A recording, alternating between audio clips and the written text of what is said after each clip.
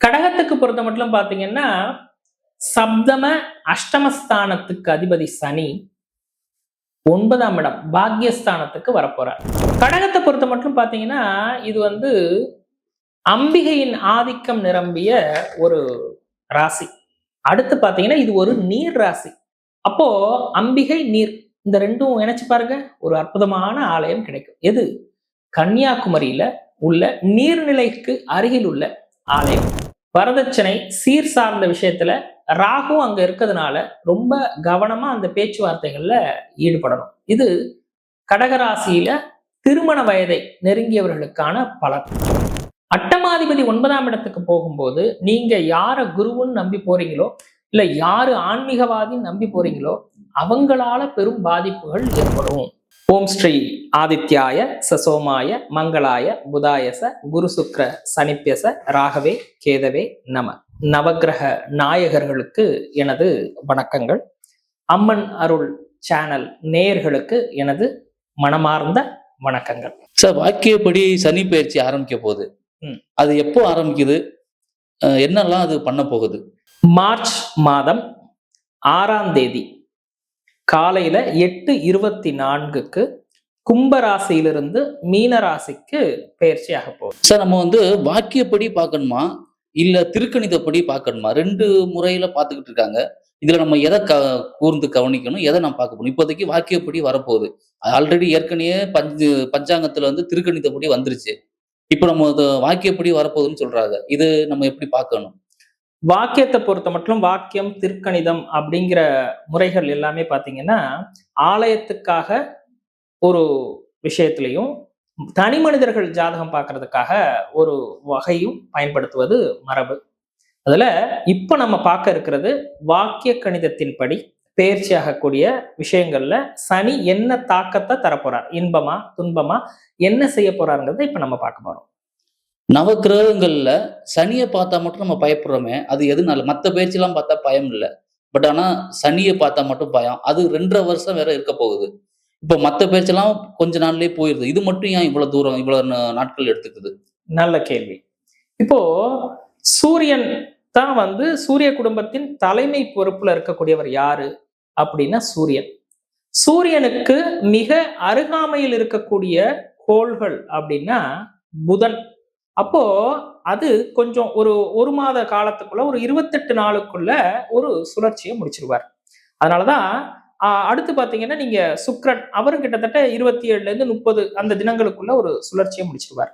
அடுத்து செவ்வாய் இருக்காரு. செவ்வாய் என்ன பண்ணுவாரு? 45 தினங்கள் ஆகும். அதை விட கொஞ்சம் தொலைவில் இருக்கக்கூடிய குரு 1 வருட காலம் ஆகும். அடுத்து மிகவும் தொலைவில் இருக்கக்கூடிய கிரகமான சனி 2.5 வருட காலம் எடுத்துக்கும். இதுதான் அந்த கால அளவுக்கு வேறுபடுவதற்கான காரணம். ஒரு தனிநபருக்கு சனி பயிற்சி எப்போ ஸ்டார்ட் ஆகும், எதனால அவருக்கு சனி பயிற்சி ஸ்டார்ட் ஆகுது? ஒவ்வொரு தனி மனிதனுக்குமே ஒவ்வொரு கோள்கள் மீதான பயிற்சியிலையும் ஒரு தாக்கம் இருக்கும். அது என்ன மாதிரியான தாக்கம் அப்படின்னா நவ கிரகங்களுக்குமே ஒவ்வொரு மனிதனுடைய வாழ்க்கையிலும் பங்களிப்பு உண்டு. அப்போ சூரியன் என்ன பண்ணுவாரு, சந்திரன் என்ன பண்ணுவாரு? இப்ப பயிற்சியை பொறுத்த மட்டும் பாத்தீங்கன்னா இப்ப நம்ம பார்த்தோம், கால அளவை பார்த்தோம். ஒரு ராசி கட்டத்தை சூரியன் பயணிக்கிறதுக்கு 30 தினங்கள் எடுத்துக்கொள்ளும். சந்திரன் பயணிக்கிறதுக்கு 2.25 நாளுக்குள்ள பயணிச்சிடும். அடுத்து பாத்தீங்கன்னா செவ்வாய் 45 தினம், புதன் 1 மாதம், தோராயமாக 1 மாதம், சுக்கிரனும் அதே மாதிரி. அடுத்து குரு பாத்தீங்கன்னா 1 வருட காலம், ராகு கேது 1.5 வருட காலம் ஆகும். ஆனா ஒரே ராசியில 2.5 வருடம் பயணிக்கும். அதனாலதான் சனியினுடைய பெயர்ச்சி ஒரு பிரதானமாக பார்க்கிறோம். ஏன்னா ஒரு 2.5 வருட காலம்ங்கிறது மற்ற கிரகங்களை ஒப்பிடும்போது ஒரு நீண்ட கால அளவு. அதனால அதை ரொம்ப முக்கியப்படுத்தி பார்க்கறாங்க. ஆனா இது பயப்பட தேவையில்லை. எல்லா கோளும் நல்ல கோள் அல்ல, எல்லா கோளும் கெட்ட கோளும் அல்ல. இப்போ இயற்கை சுபர் அப்படின்னு சில கிரகங்கள் இருக்கு, இயற்கை பாபர் அப்படின்னு சில கோள்கள் ஜோதிட சாஸ்திரத்துல சொல்லப்படுது.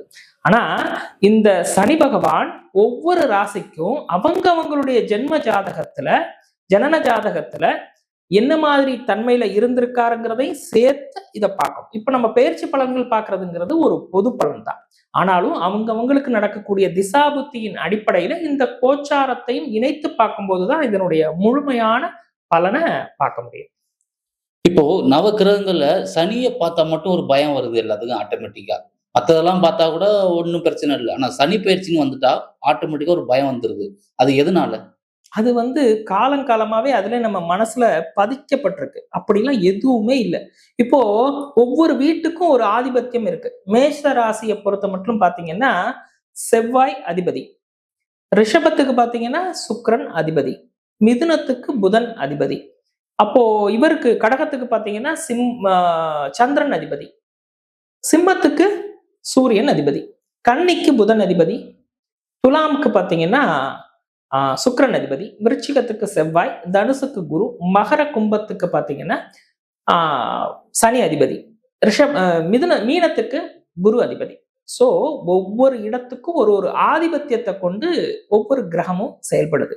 இப்போ ஒவ்வொரு ராசி கட்டத்துக்கும் பாத்தீங்கன்னா இதனுடைய உச்ச வீடு பாத்தீங்கன்னா துலாம்ல அமையுது. நீச வீடு பாத்தீங்கன்னா மேசத்துல அமையுது. இதனுடைய ஆட்சி வீடு அப்படின்னு சொல்றது மகரமும் கும்பமாக அமையுது. மற்ற வீடுகள் பாத்தீங்கன்னா நட்பாகவும் பகையாகவும் அமையும். அப்போ இதனோடு சேர்ந்த கோள்கள் அந்த பாவத்துக்கு அவங்களுடைய ராசிக்கு அது எத்தனாம் பாவத்துல இருக்குங்கிறத பொறுத்துதான் அதனுடைய நன்மை தீமையை நம்ம இந்த இடத்துல பார்க்கலாம்.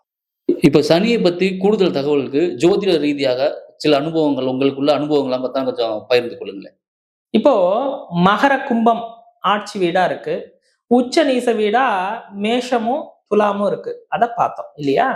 சனியினுடைய நாள்னு நம்ம எதை குறிக்கிறோம்? சாட்டர்டே, சனிக்கிழமைய அவருக்கு உரிய நாளாக குறிக்கிறோம். இன்னொன்னு என்னது? பூசம், அனுஷம், உத்திரட்டாதி. இந்த மூன்றுமே சனியினுடைய நட்சத்திரங்களாக நம்ம பார்க்கிறோம்.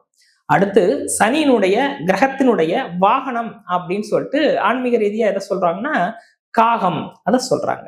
அடுத்து பாத்தீங்கன்னா சனியினுடைய சமித்தாக வன்னிமர குச்சிகள் அவருக்கு உரிய சமித்தாக சொல்றாங்க. அவருக்குரிய உலோகமாக இரும்பு அத சொல்லப்படுது.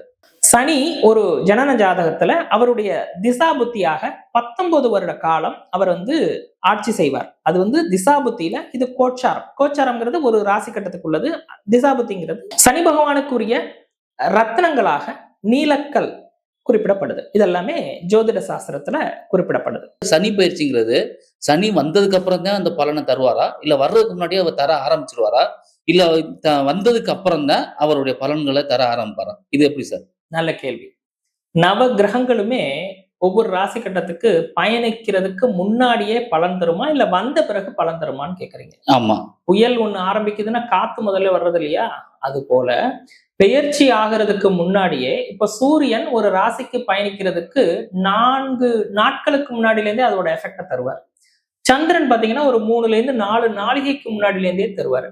செவ்வாய் பாத்தீங்கன்னா 8 தினங்களுக்கு முன்பாகவே தருவாரு. புதன் 7 தினங்களுக்கு முன்பாகவே தருவாரு. குரு, ராகு, கேது இவங்கெல்லாம் பாத்தீங்கன்னா பெயர்ச்சி அடைகிறதுக்கு 2 மாதங்களுக்கு முன்பாகவே அதனுடைய தாக்கத்தை ஏற்படுத்துவார். சனி கிரகத்தை பொறுத்த மட்டும் பாத்தீங்கன்னா 4 மாதத்துக்கு முன்பிருந்தே அவருடைய தாக்கத்தை வெளிப்படுத்தும்.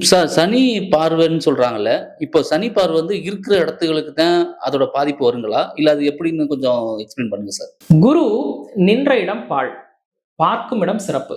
குருவுக்கு பாத்தீங்கன்னா 5, 7, 9ஆம் இடத்தை பார்வை செலுத்துவார். அங்க சுப பலனை தருவார். ஆனா சனி பொறுத்த மட்டும் இருக்கும் இடம் சிறப்பு, பார்க்கும் இடம் அங்கதான் தாக்கத்தை தருவாரு. இவருக்கு பாத்தீங்கன்னா 3, 7, 10ஆம் பார்வை உண்டு. இப்ப சூரியனுக்கு பாத்தீங்கன்னா 7ஆம் பார்வை மட்டும்தான். சந்திரனுக்கு 7ஆம் பார்வை தான். செவ்வாய்க்கு 4, 7, 8ஆம் இடங்களை பார்வை செலுத்துவாரு. புதன், சுக்கிரன் எல்லாம் பாத்தீங்கன்னா 7ஆம் பார்வை தான். குருவை பாத்தீங்கன்னா 5, 7, 9, ராகு கேது 3, 7, 11 பார்வை செலுத்துவார். சனி 3, 7, 10ஆம் இடத்தை பார்வை செலுத்துவார். ஒவ்வொரு ராசிக்கும் அந்த 3, 7, 10ங்கிறது எந்த பாவமா அமையுதோ அந்த இடத்திற்கு சில விளைவுகளை ஏற்படுத்துவார்னு ஜோதிட சாஸ்திரம் சொல்லுது. சார் இப்போ சனியிலே ஜென்ம சனினா என்ன, விரய சனினா என்ன, லாப சனினா என்ன, இந்த மாதிரி சனியிலே பல வகை சொல்றாங்க. இது எப்போ யாராருக்கு எப்படி வரும், எதனால விரய சனி வரும், யாரால ஜென்ம சனின்னு வருது, இதெல்லாம் எதனால வருது சார்? இப்போ மீன ராசியில சனி கிரகம் இருக்க போகுது, பெயர்ந்திருக்கு இல்லையா? இதுக்கு பேர் தான் ஜென்ம சனி. அடுத்து பாத்தீங்கன்னா மேசராசி. மேசராசிக்கு சனி இப்ப எங்க இருக்காரு? 12ல இருக்காரு. அதனால இதை என்ன சொல்றோம்? விரய சனின்னு சொல்றோம். சிலர் இதை 7.5 சனி அப்படின்னு சொல்லுவாங்க. ரிஷபத்துக்கு பொறுத்த மட்டும் பாத்தீங்கன்னா லாபஸ்தானத்துல இருக்கு. அதனால அதை லாப சனி அப்படின்னு சொல்லுவாங்க. மிதுனத்தை பாத்தீங்கன்னா சனி இப்போ 10ஆம் இடத்துல இருக்கிறதுனால அதை கர்ம சனி அப்படின்னு சொல்லுவாங்க. கடகத்தை பொறுத்த மட்டும் 9ஆம் இடத்துல இருக்கிறதுனால அதுக்கு பேர் பாக்ய சனி அப்படின்னு சொல்லுவாங்க. சிம்மத்தை பொறுத்த மட்டும் 8ஆம் இடத்துல இருக்கிறதுனால அஷ்டம சனி அப்படின்னு சொல்லுவாங்க. கன்னியை பொறுத்த மட்டும் பாத்தீங்கன்னா 7ஆம் இடத்துல சனி இருக்கிறதுனால அதை கண்டக சனி அப்படின்னு சொல்லுவாங்க. துலாம் பொறுத்த மட்டும் 6ஆம் இடத்தில் சனி இருக்கிறதுனால ரோக சனி அப்படின்னு சொல்லுவாங்க. விருச்சிகத்திற்கு பொறுத்த மட்டும் 5ஆம் இடத்துல சனி இருக்கிறதுனால பஞ்சம சனி அப்படின்னு சொல்லுவாங்க. தனுசை பொறுத்த மட்டும் 4ஆம் இடத்துல இருக்கிறதுனால அர்த்தாஷ்டம சனி அப்படின்னு சொல்லுவாங்க. மகரத்துக்கு பொறுத்த மட்டும் 3ஆம் இடம் சகாய சனி அப்படின்னு சொல்லுவாங்க.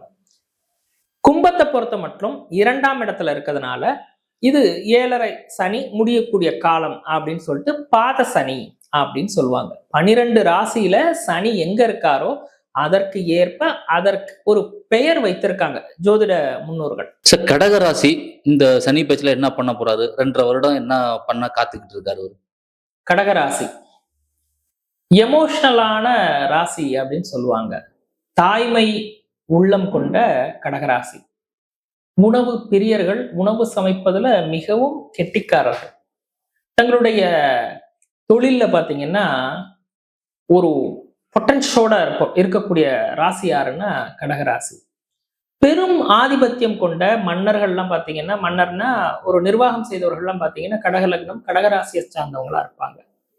கடகத்துக்கு பொறுத்த மட்டும் பாத்தீங்கன்னா சப்தம அஷ்டமஸ்தானத்துக்கு அதிபதி சனி 9ஆம் இடம் பாக்யஸ்தானத்துக்கு வரப்போறார். அப்போ இதனுடைய தாக்கம் என்னவா இருக்கும் அப்படின்னா, இத பாக்ய சனின்னு சொல்றோம்.